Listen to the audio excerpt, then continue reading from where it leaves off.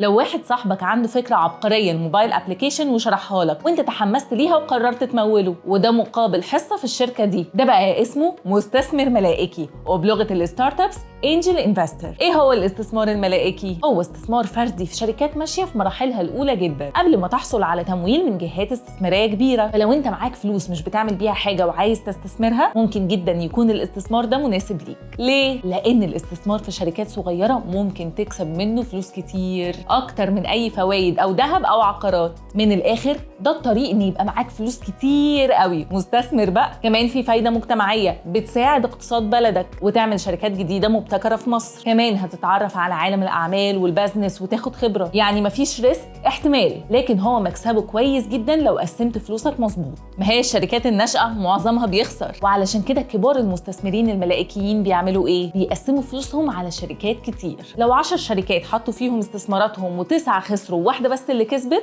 الواحدة دي هتغطي كل الخسائر ويكسبوا كمان كتير جدا. الموضوع مش سهل ومحتاج وقت وجهد ودراسة واستشارة لمتخصصين، يعني مش حماس وفلوس وخلاص. واهم خطوة تعملها قبل ما تتحرك في المجال ده ان يكون معاك مستشار مالي يقدر يفيدك ويساعدك في دراسة الأوضاع المالية للشركات الناشئة اللي هتدخل فيها. باختصار، الاستثمار الملائكي هو طريقة انك تساعد شركات صغيرة وتكسب فلوس في نفس الوقت، بس لازم تكون دارس السوق وفاهم ومستعد للمخاطر. سؤالي بقى، انت ممكن تروح للنوع ده من الاستثمار حتى لو مالكش في البزنس، ولا تحب الاستثمار المضمون حتى لو مكسبه محدود؟